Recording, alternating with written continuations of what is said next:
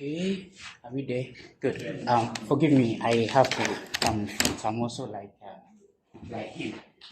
Engineers always want to be in front. Okay, so please, good morning to everybody. I'm presenting on this topic, security considerations in IPv6. And I'll start by saying that it is not a big pie, a fully big pie. By the time I'm done, you will agree with me, okay? So my name is Akomea-Agyin. I'll start by asking a very quick question. Is IPv6 more secure than IPv4? I threw that to now. Now, what do you think? I don't think so. You don't think so? Any other thing? Okay, so it's fine. Let's move on. So I looked extensively at very trusted sources, and then they said three very important things. The first one is that there's no inherent security built into IPv6, and that is coming from RFC 4193. And definitely, there are a number of vendors who have also said that there are published vulnerabilities in IPv6 implementations coming from Cisco Press. And then the most important thing I'm so much interested in is this part, which says that so long as your device, your laptop supports IPv6, they are turned on by default. And if IPv6 is turned on by default, then ask yourself, what kind of attack can I do on that? You'll get there, okay? So, and then that is coming from here. And in all this, my presentation, there's the catch that I want to bring on board. What I'm saying is that the best practices we have always implemented in IPv4, we necessarily need to transport it into IPv6 if we want to accept the implementation of IPv6, okay? And the whole goal of this is network security experts, those who are sitting right here and everybody, I just want to present common IPv6 attack vectors and then stress on the importance of expanding our IPv4 implementations right into IPv6. I guess you are, Yes. Yeah. but the English is good. Yeah. All right, so I move on right here. Don't do me bad things. Okay, don't do me bad things. All right. So now, if IPv6 must be protected, it means that it should be protected at all layers of the OSI model, right? But however, for today's discussion, I will limit myself to IPv6 utilization of ICMP version 6 in its implementation. And I'll sit on 5 key sections of ICMP version 6. That is router solicitation, router advertisement, neighbor solicitation, neighbor advertisement, and redirect message. And all these are properties of ICMP version 6, which IPv6 utilizes as well as before IPv4 could, but it doesn't. And it brings 3 main attack vectors, which I'm going to present here. I'll be talking about SLAG issues, which is similar to DHCP starvation attacks. We already know about it. And as network experts, we know how to protect ourselves against this attack. Similar, that's what I'm presenting. I'll look at neighbor discovery protocol, its vulnerabilities. I'll be talking about the explanation. I'll present a hack about it, and I will tell you how to mend it or how to fix it. Okay? And of course, it's similar to ARP poisoning attacks, which we already know. And we know the security we need to implement there. Then I'll finally settle on traffic redirection, which is also in IPv4. So the concept, IPv6 is not a fully baked pie. We must necessarily complete the baking, okay? And this is it. But before I move on, please permit me to add this. Never try any of these attacks at home. Big Brother is watching you, all right? It's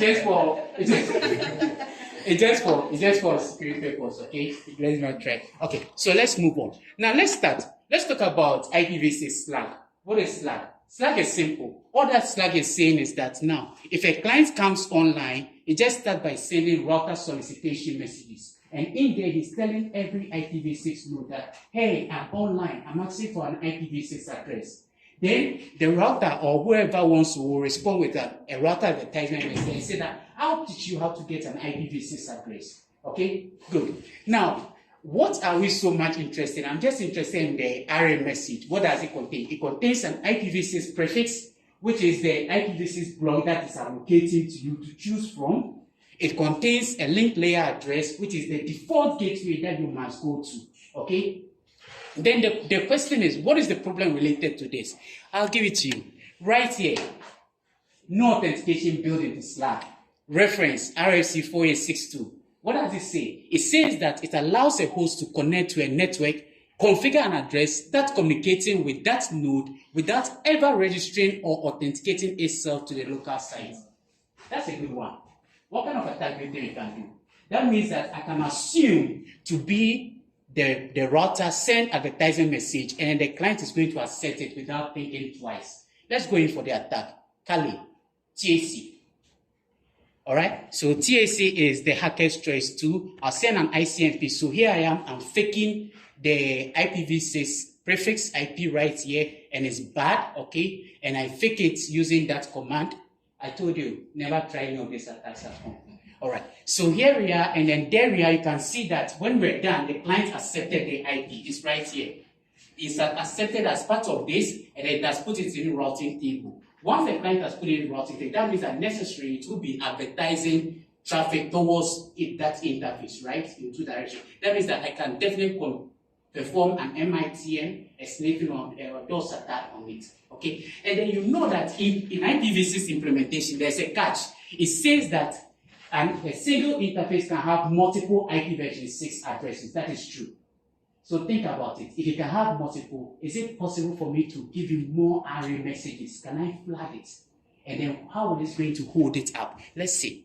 So that's the second attack way. I'm sending a flag because of that property that it has set multiple IPv6. That means that the interface begins to get so many IPv6 addresses. And then watch the router. What did the router do? CPU utilization, 91%. That guy got boosted. They didn't come up. So as network experts, what are we supposed to do on our network to ensure that we protect our routers against this kind of attack?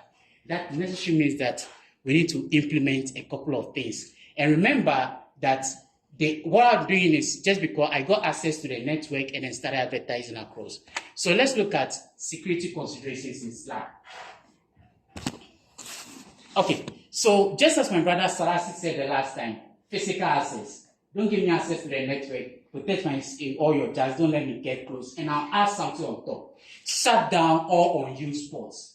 If you're not using a port, shut it down. Because if I get in and start sending RA messages, the service on the was going to respond to me, and they were going to listen to it, and I'll get my MITM attack. The other thing is that limit your domains, okay? Segment limits, that's virtual LAN, so that if I compromise one network, I'll not be able to compromise the other network. And of course, we can talk about this part, the RA guard. What the RA guard is saying is that you have to configure on your router that this is the only port I trust to send RA messages. If there's any other port, block it.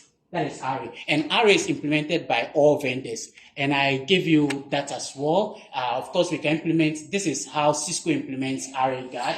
And then this is how Huawei also implements RA guard. There are also a number of implementations, like do DHCP version 6 instead of SLAG. And of course, if you are not providing your authentication, then do your own authentication. Implement cryptography on it, okay? So I'll move on. Good, I'll move on. And I'll pick my next one. My next one, we know, neighbor discovery issue with ICMVC. Of course, we know neighbor discovery is very similar to how we do app in IPv4. And all that the node comes online says that, hey, since neighbor solicitation, what is it saying? That to all IPv6 address, I know the IPv6, but what is the MAC address associated with this? And then a node who owns the IPv6 is going to say that, hey, this is my MAC address. Of course, we know what it contains. There's a source MAC, there's a source IP, there is a destination MAC which is looking for, and then there's a destination. So the question is, what kind of attack can we do on this?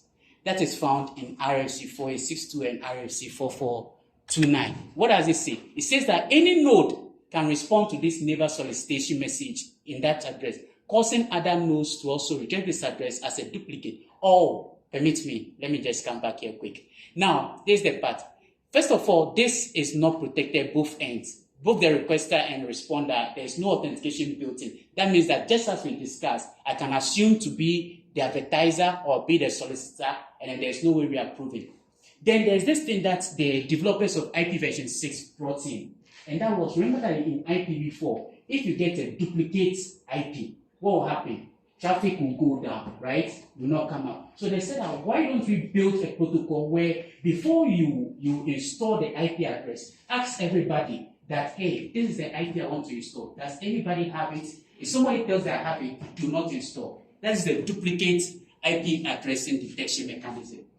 So think about it. If this protocol is there, is it possible that when you ask me and on top there's no authentication. When you ask me that, do I own that IP? Can I tell that yes, I own? And because you have no mechanism of proving to me, you're going to accept it that you own, right? That I own that IP. Okay, so that leads us to the attack over here. That gives us the DDoS. So what I'm doing over here is that first, I'm detecting in the network what kind of IPv6 IPs are already there. And then once I detect those, I will start by saying that anybody reboot the client so that the client will now begin to solicit. We already discussed how you solicit for information. When you solicit, it's going to tell me that this is the IP I want to take. And I'm going to respond to that particular node and say that, yes, that IP is mine. So now I'm doing the DOS attack on that interface. So all these IPs, I'm doing a DOS and it's denied. Then the client that before had the IP currently doesn't have the IP anymore. I hope I have enough time. It's quite a very full video.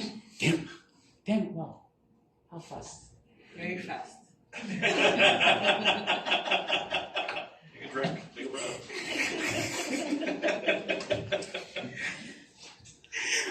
Okay, all right, okay. So here I am. You can see the node basically responded. And now I just did a reset and I'm coming back to the node IP config and it has lost the IP. All that it has is just its linked local address. Remember before I showed you 2 IPs in the first slide. It has lost it because I started responding to it. So as network engineers, how do we protect against this? We'll discuss that finally in my slide. I just have 2 more slides and then we are done. Okay, good. So let's move on to the part that I'm so much, it's a very good one. The redirect. The last part, redirect messages. Okay, that I'll ask a question. But permit me, let me ask Selassie. Selassie, look at this. Now, I want to send traffic from C to D, okay? Considering the cost along this route, where do you think the traffic is going to pass? Through router B. I know you will say that. I will not follow you. Of course, this is going to be the best thing. Because between this, the cost is 50. The lower the cost, the more preferred, right? Okay, so it's going to go through A, B, and then go finally to C. But think about it. Router A and router B are AS. That means they are participating in a link state or a distant vector. So they have a full overview of the network. So definitely, if you look at here, 100 plus 50 gives us 150. 50 plus 250, that is higher. 50, this is higher. So definitely, router A knows that the best path that she should use is to have gone through this direction. Do you agree? Yep. Okay. So the question is, how can router A tell router C that, hey, when we are sending the traffic, take it through B instead of going through me? That is how the developers brought in ICMP redirect message. So redirect message is for A to tell you that in future, when we are sending the traffic, go through here. That will be more faster for you, okay? So think about it. You'll get there. What kind of attack can we do? Good. So also, so in that way, in future, it goes this way. Now, remember that in IPv6, think about it. This is the scenario. You can see that B doesn't know what is happening. A tells C that send traffic here. B never asks for. So it's like me trying to tell my brother here that, hey, start worrying now. Now that it doesn't know that I told him to do that. Think about the introduction of multicast addressing in IPv6. That means that I can tell all of you in this class that start worrying now will now be able to handle that pressure. Wow. Are you sure? That is pressure. So similar event happens in networking. Similar event happens in networking. That is where I'm going to, if I can tell this guy through the multicast, multicast, many people have to respond. It means I can tell many nodes along the route. Remember, solicitation order we discussed has no authentication. So I can tell all those people to start sending their traffic towards this guy. And what will happen? Will he be able to contain it? You look at the attack and then you will fix it. Okay. So the RFC, the problem I just stated, says that a malicious node can send multicast packets with an unknown destination option as mandatory with IPv6 source address or valid word. And a large number of destination nodes will send the ICMP parameter problem to this guy, causing a denial of service attack. Okay. So here we are with the attack, and then the attack, please permit me to put this part in here because there is a criteria where it should be, and that is the node should support source routing. So this attack here, this part you are seeing me doing here is to do something like nmap. I'm scanning router B to know whether he supports that. I can tell him where to go. That means that source routing. I'm telling him where he should send the traffic to. And there it passed. Of course, other things failed, but this one passed. So here's the attack vector. He never asked for it. And then now you see he started responding to all this kind of guys, right? And he never asked for it. These are people who are sending the traffic destined to 2101. And now the traffic is being spawned there. And then look at the router. It got toasted at 97%. Okay, good. So I'll just move on, and then probably I'll show you. I still said it, never try this attack at home. So finally here, you see this message, small 6 Ethernet 0 is my interface, and I say that send all traffic to this guy, destined to this guy. B, he never asked for it, but this is the multicast address that is going to by default. Okay, good. So let me move on. If I stay long, I know most of you will try to render it on IPv6 nodes right here. Okay, so here I've added, oh, how did I name this map? I was sleeping. All right, so I've added this one, CPU defend policy.